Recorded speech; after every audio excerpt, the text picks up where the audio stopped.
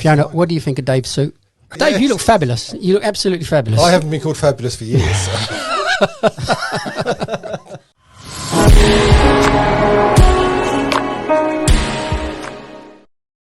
Fantastic. Thank you for coming, Mr. Paul Whitehead and Mr. David Hall. So my idea behind this particular podcast was to try and humanise you in a sense that you know how people feel. I don't think they feel it like they used to in our day. They really weren't human in our day, I think. But you have come a long way of being humanised. Yeah. Paul, I don't know, how long have you been an examiner now? First working in 2013, so quite a time now. Yeah. I went there for 6 months, secondment, then went back and then come back as a full-time examiner. And before that, you was a cab driver, obviously. Yeah. And how long have you been a cabbie? 201. 2001. Yeah. November 2001. You're So. 21 years then. Yeah. Yeah, just renewed the licence. Oh, don't it go quick? 21 It's years. scary. It's scary. Yeah. Oh, Dave passed out in the 40s. When did you? 1840. Yeah, to have an horse in front of it. Yeah, I think he did. I mean, I know you. When did you pass out, Dave? November 1989. Yeah, anything pre-90s was when the knowledge was easy, wasn't it, back then? I wouldn't say it was either. We had Mr. Orme up there then. Yeah, Orms was there when I was there, so he'd done a fair shift, Orms. Right. Yeah, You were there in 96? Yep, I finished in 96, started... did I finish 96? Oh, yeah, I finished 96. I started 94, finished 96, yeah. So Orms, he was there until the end of my tether. He must have finished 97, 98? I'm No, not sure. he Yeah, finished. It must have been 99, 2000. Because 90. Yeah, I never see him because he just retired just before I started going up there. So yeah, 98s, 99s. That's when he retired. So, but then it's worse because everyone wanted to be Mr. Orms. Don't think that any of them are doing a very good impression of him at the moment. And there was a slight difference. He very, how do you say it? Demure? He was very just, follow me, take a seat. Question. Very good. Turns out you don't know very much. Thank you very much. Book another 28 days, come back. And that was it. Yeah.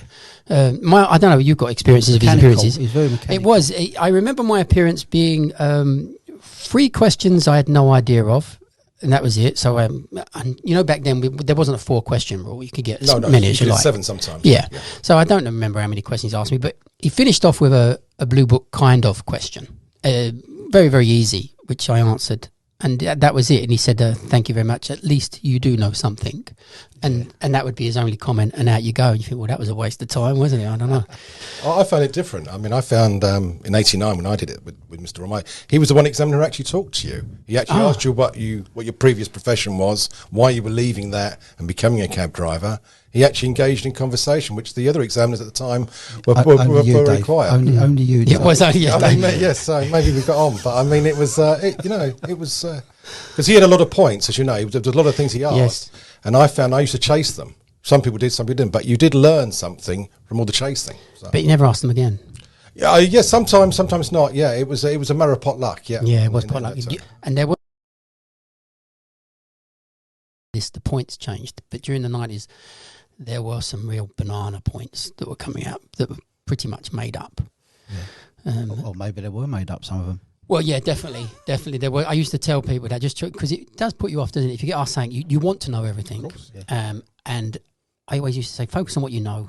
If you don't know it, it doesn't even matter if it's Buckingham Palace. If you've pointed 20,000 places and you don't know Buckingham Palace, it's all, you can't know everything. So, Dave, you've been a cabbie for nearly 33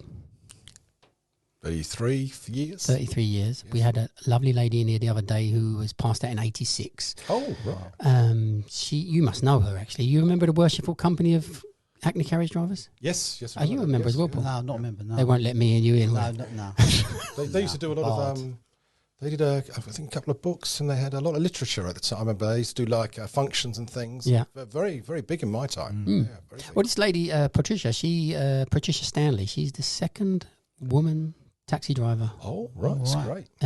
Which was surprising because it was 1986 and she was only the second woman taxi driver. Oh. So what a choice she made there. What did you do, Dave, before you became a taxi driver? I worked for the RAC. I was an operations controller. So we're based in South London, Croydon, and we went up from taking the phone calls for the RAC breakdowns, gradually radio operator, operations controller. That was just sort of big point. and you would cover all of southeast London, southern home counties down to Chichester, across to Kent, and in the end, it was like playing chess. You would move the patrolmen around from board to board, very, very busy, very active, and of course, you were looking at maps all the time. And in the end, you took so many calls and things. People would bring up, I've broken down on Bexley High Road or something. Oh, that's page 97 of the geographers. And you'd automatically turn. You wouldn't know like a cab driver would, but you'd know. And eventually with the RAC, they started looking after cabs or cabs breaking down. And one night a chap rang up, flat battery, a London cabbie. I got talking about the knowledge. And it sort of went from there, really. That was where the kindling was to get your... Yes and no. I watched the old Knowledge film. That was my time. So the old comedy film with the one who did the... Jack Rosenthal. Jack Rosenthal and the guy from King George IV, The Madness of King George IV, the actor. Very, very good. He played Westminster. Broadbent? No. No, it's not that. It's Paul... I read his book as well. It's stupid. He was in Westminster as the civil servant who controlled... He was the examiner. What's it? No. We're forgetting all the names because the guy who played Boone was also in it. That's right, which is very famous. He's dead now as well. He was a great fellow. They had the four. I watched the movie and they had the four characters there. The classic one was the one with the girlfriend who didn't want to go out on the bike. Yeah. That was it. That was Dave. No, it wasn't really. That was Boone. And it follows you through four people doing. I know it's dated now, but it's not. In some ways, it's not so dated because it shows the sort of journey people make to do this, and everybody's circumstances are different, and it follows them through. Mr. Burgess, who was the examiner at the time, who had taken off, and who was he modelled upon? It could have been a Mr. Finley, but that was many years ago. Yeah. I think they filmed it over at Ladbroke in West London. I know they did the filming in West London, and the actor who played the examiner actually did it, I believe, in one take. He actually played the part of a knowledge examiner, did it in one take. And that was it. He nailed it in one go. Yeah, he must have seen someone. Was he in Westminster? That the bloke? It was him, wasn't he? Yeah. But we're all forgetting his name. I'm too young. Yeah. Well, exactly right. Yeah. That's excellent. Paul, what did you do before? I keep having the impression you was a chief inspector of some police force. I was a health and safety officer on the Titanic. And I got sacked. So now communications, always been in communications kind of stuff like that. BT, prior to doing the knowledge, while doing the knowledge, I was on BT. Yeah. And I started the knowledge when I was 22, 3, 4.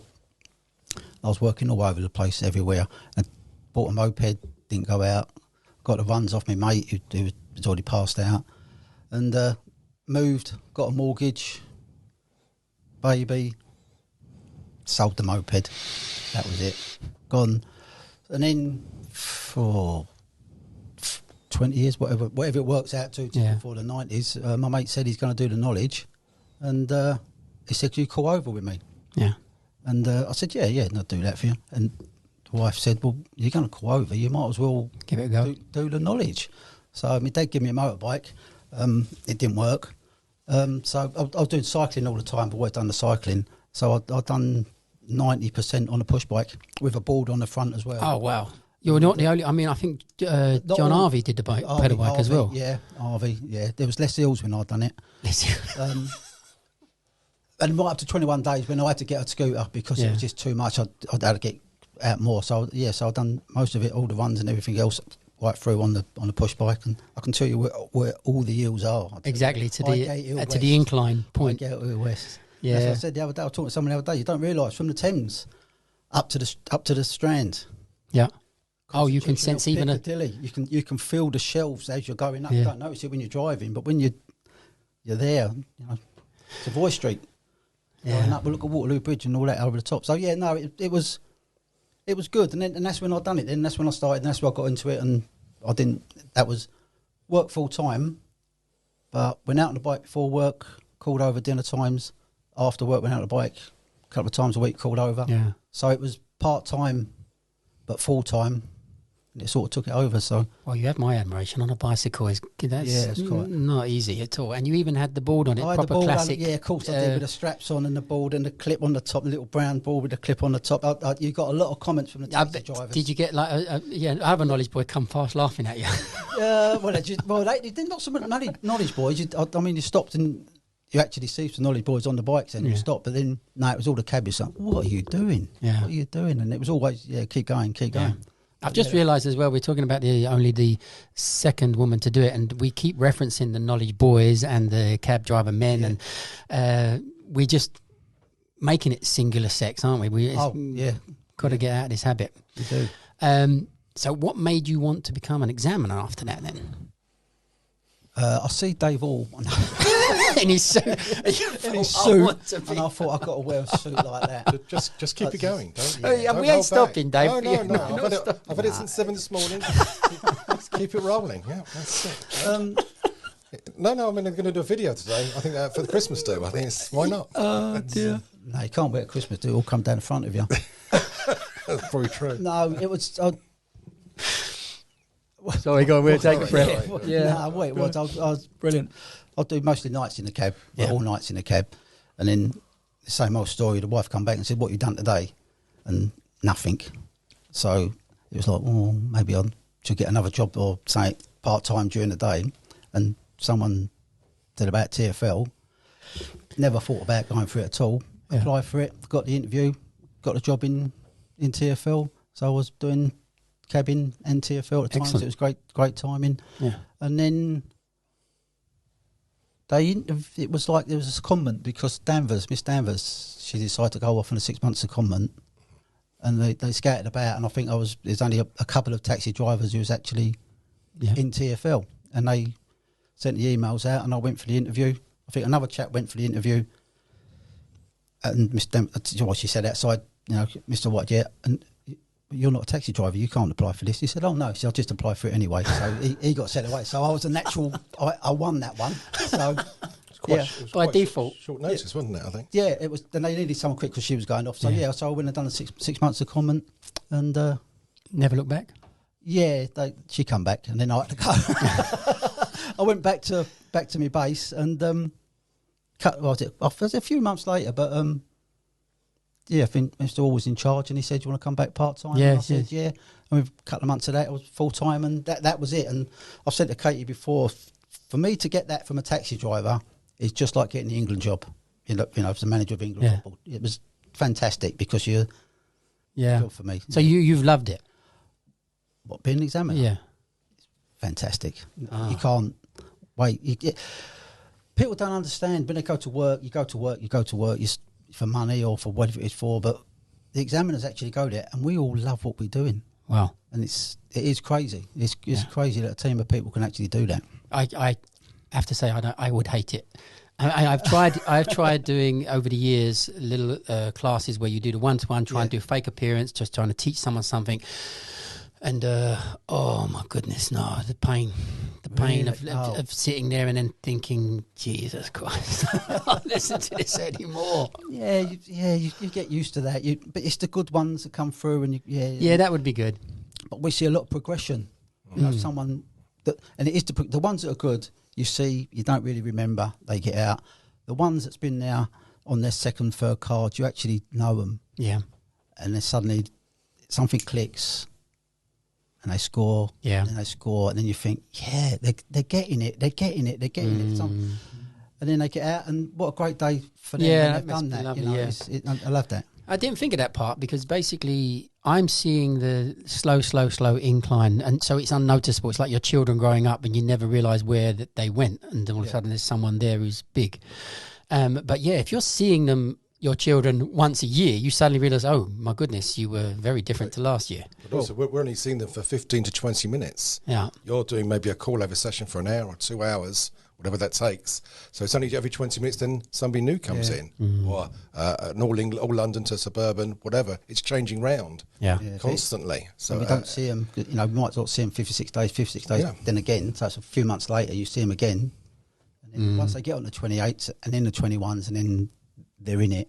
Yeah. And then that's when you think, I've seen that aspect that you said as well, where they're There's a lot of people when they start the knowledge that they start off not fully understanding the commitment involved, and they learn the commitment involved at some stage, which is the penny drop moment of, oh, actually, and then they think, right, now I'm going to do this, a full-time, quit my job, do this.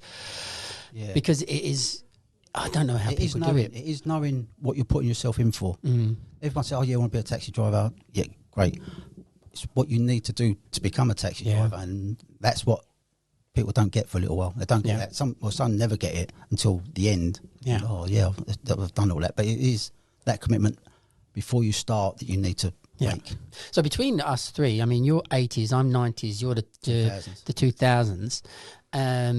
We've seen some changes over that period. Dave did it when the knowledge was easy and everyone could get a badge. I did it when it was very hard, and then you did it when they made it easier. Yeah, it really is easy for me. Really, it was no problem for me at all. The knowledge. I had 12 appearances and I was out. Did you do 12 on the new system? On the third card. On the we won't tell anybody that. I'll cut that bit out. No, you can. No, it wasn't. But no, it wasn't easy for me because of the way I was doing it with work and all that. But yeah, I got through it, and appearances didn't like. No one does. Didn't like the appearances. Never. When people start, they say new stars. They say, is it going to get easier? No. What up to your ex or whatever in the suburbs? It's still that same feeling. You never get rid of that, and I never got rid of it at all. But that feeling that you haven't learnt enough.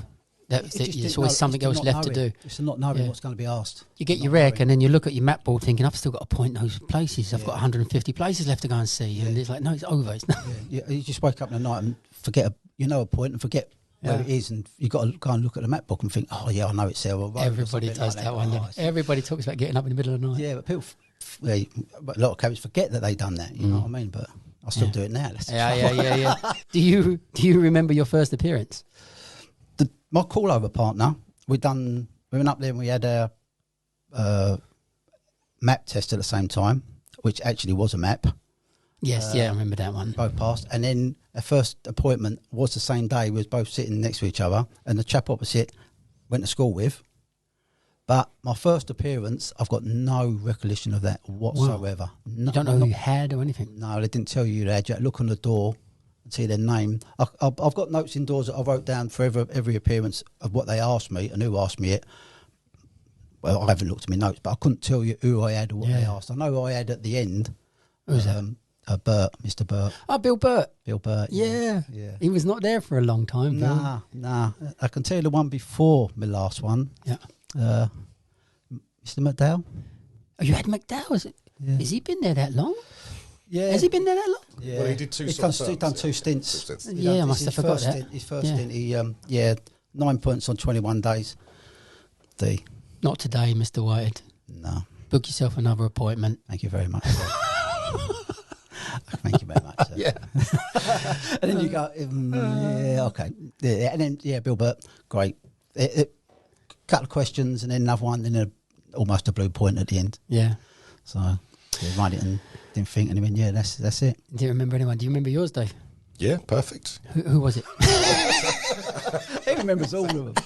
Mr. Chalcott, it was. Chalcott? Mr. Chalcott, yes. Yeah, so it was, I can tell you.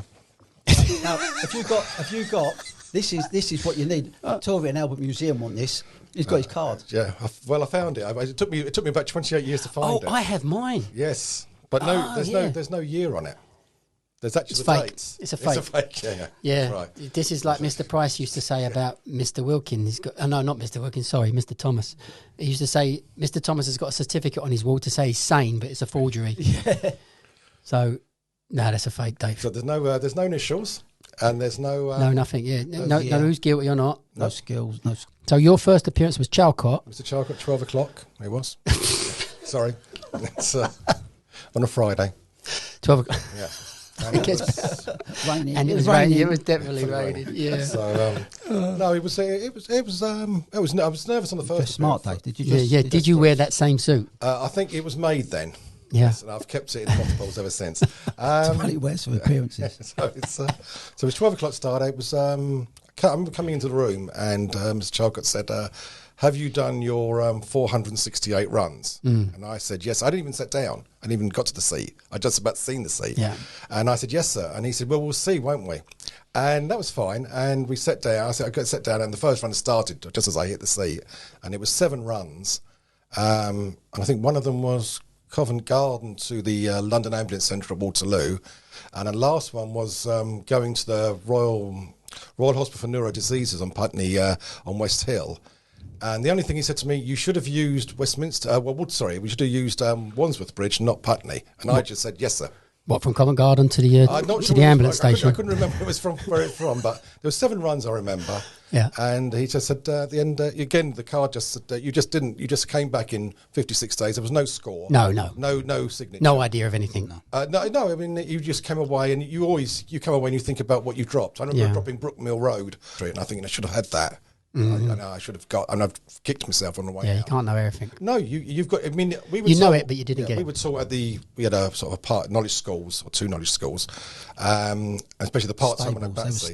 They stables literally hold what you've got. If you can hold 50% of what you've got, then you just keep going. Yeah, they do beat themselves up about this stuff a bit too much. Yeah, you don't look at what you've said, or what you've done, and we all do that with exams to a certain degree. Yeah, but I'm shocked that you can remember so much. That's incredible. Probably can remember them all, to be honest with you. So nothing's changed really. Nothing's changed. Which actually was part of what I wanted to do in this podcast as well. Talk about some of those things. There's a hell of a lot of drivers want to come back. Yes, we're getting more and more retests now. It's amazing, isn't it? I've got about 3 invites this week alone. Yep. A lot. I'm getting 2 phone calls a week. Yeah, I'm sure. Yes, and I've never had one in 30 years. So it's a real strange thing. So what's causing that, and how hard is it? This is the real thing they want to know. How hard is it for them to get their badge back? So I need to be able to explain it to them better. Well, what we do now is we've been working on this for about a year already, because literally as we came out of COVID, we started to realise there was an influx of people wanting to come back and renew their licences. And so we put together as a team an idea of having an initial talk, a retest talk, because it's very hard to explain to somebody who's been out of the game maybe 5, 6 years, maybe 10 years, what we're looking for and what we're asking. Yeah. So we bring them in first of all, talk to them for about 20 minutes, half an hour, explain the process. If we can, try and book an appearance in so many weeks' time, and go through the process with them. The idea is to get them licensed and get them back on the road. We've got the experience of driving a cab, and all we want to do is update the knowledge and not have anybody banging on the back of the window going, excuse me, where do you think you're going? Because of the changes at Tottenham Court Road or Bank Junction or whatever, and so they're fully up to date. We don't expect them to call like a knowledge candidate on 21 days. That would be, you can't bring those days back. But that's part of the thing. So how abstract can I call? So my example I'm being given them is if I'm asked to go for Victoria Station to King's Cross Station, I won't be able to leave on left or right Terminus Place or anything. I don't know it's called Terminus Place. So I'm going to kind of say, well, I think I'm going to go up Grosvenor Place. Okay. So I can skip those few roads from the beginning. Yes and no, yes. We'd like a little bit more. You want a bit more? So you want me to get, all right, well, when I come out of the station, I'm going to come out into Victoria Street and try and get across into Grosvenor Gardens. So what I'm trying to get is, can I speak kind of a shorthand like this? And when I get Grosvenor Place, I'm going to get into Park Lane. But I don't know the name of how to get into Park Street, but I kind of want to get over. Yeah, we can understand that. We can understand it, but you're now pushing the limits, am I? You're pushing it a little bit. Okay. Give you an example to make this quicker for you. If you've got somebody going, let's say, over Blackfriars Bridge and something like that, and they're going, let's say, to Honour Oak Park Station, and once you come over the bridge, if I can't actually work out where you're going, despite trying my best to try and work out, are you going to go to the Elephant and Castle? Are you on the Kennington Road? Are you going towards Peckham? And sometimes that happens. I can't actually follow. So it's very difficult to give a mark if I can't follow. So even if the person can describe, I'm going past the such and such a place on the left, but I forgot I've got Kennington Park on exactly. Park on the left. I'm going up there. I know the cricket's over there. I've got the Oval up there. I'm going to bear left Campbell and I'm going to go up Brixton Road. And then that's okay because they're getting you there, and you understand where they're going. We need to understand. But if they start, it's not. a 21. No. But you still need to have a little bit of fluency about where you're going and then explain. So the appearance is going to be harder with you, Paul, than it is with Dave. Without He's going to let me skip Brookgate, and you're not going to let me skip Brookgate. If you have the initial talk with me, you have a cup of tea and a biscuit, you're never going to get a biscuit out of it. I mean, we've had quite a lot of success in the last week, really. I think one of the people I won't mention the names, but one of the people you wrote in, was, I think it was a suburban driver, and in 3 weeks, once we had the email, we turned it around. We managed to do the initial talk. A person came up for an appearance about 2 weeks later. He was great. He passed straight away. Yeah. And I think this week he's been relicensed. So he's back on the road, hopefully this week, as far as I can tell. And the good news is, because he's a suburban driver, he's now going to go on and do the green. Yes. Which is even better, which is good news for us. And he'll be good at that. So I'm still... They've got to have a certain amount of flow about it. But it ain't got to be perfect, but it's got to be... For me, what I've been telling them is this.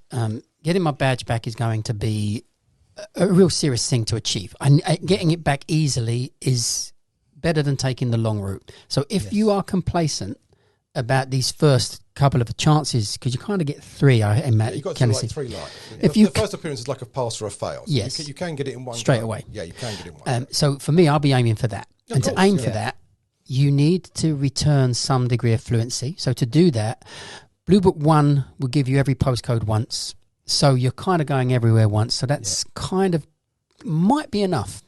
But maybe the whole 320 shouldn't really take someone of our calibre to achieve quickly anyway. Don't need that because the initial talk will explain to them. Yeah, we go through it all. Where you need to know Tottenham Court Road, you need to know Bishopsgate, you need to go. So I can specifically attack more specific so things with that to get out. But it's going to be they're not going to get asked a Blue Book 1 as such, but they're going to be asked somewhere where they're going to work from to. So any changes that's happened, there's more chance of getting asked with that. So you might think to yourself, like I said to them Monday, why don't you walk, if because depending on the transport they have, why not walk from Westminster Bridge to Blackfriars Bridge? Because you've got the cycle lanes there now, which they may not have had, they wouldn't have had 6 or 7 years ago. Yeah. So walk there and see the no left turn to Horse Guards Road, etc. See the changes at Northumberland Avenue.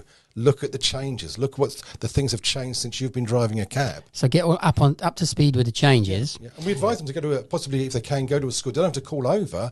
Just sit in the class if the and listen to people and listen, because you'll pick up the points that have changed. The leftover Westminster Bridge and things like that. They've been out for a long time. They ain't going to know that. And but you still require fluency, which I think you might get from the. I mean, your question down to Honour Oak Park would be hard. For anybody who's not calling over, I think would be hard. Yeah, we're only looking for like main routes, etc. Like we might have something like Paddington Station to Clapham Junction Station.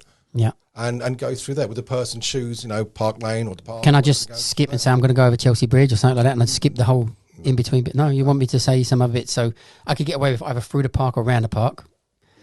Which side of the park? So so we need some. We need some degree of fluency, but you've got so there are, as I saw in the guidelines that Katie sent me, that you are going to debit points for misnaming of roads. So you have some leeway there. I've got to try to name. We understand that we don't expect somebody, let's say 3-4 years ago, to be able to call like they used to call. You can't bring back the past, unfortunately. So we do make a quite considerable allowances on that. But we need to be able to follow somebody where they're going. I mean, are they going to go, let's say, Fleet Street, forward Aldwych, forward Strand? Do they know they've got to swing right? Okay. Things like that. Because if you're a passenger in the back of the cab, they think, well, excuse me, but you're stuck now. You've got to come round into Montreal Place and take me out. Why am I doing this? Yeah. We're trying to avoid those problems for the licensed driver. For them, really. Well. Yes. I have had a lot of drivers. Obviously, there's one other point to this, which is if you haven't renewed your license for 2 years, you can just renew it.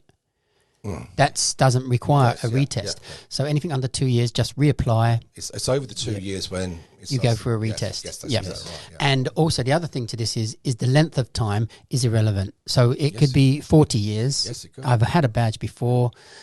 So in some ways, this sounds like it's been made a little bit more accommodating for people to return to the trade. With Katie, Paul, Mark Cunningham, and the team at work, we've put a lot of time into this. Yeah. We actually did this before.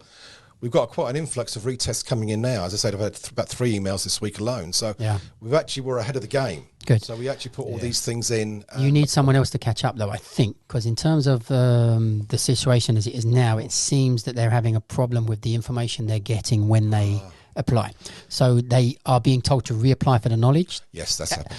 And they're getting conflicting emails coming from 2 different departments and stuff like that. So that part maybe is the only part to As sort. soon as we get hold of it, or let's say Katie gets hold of it, or we comes into the knowledge inbox, then we take over from there. And I said we had that particular chap, and you mentioned yourself, he was 3 weeks over and done.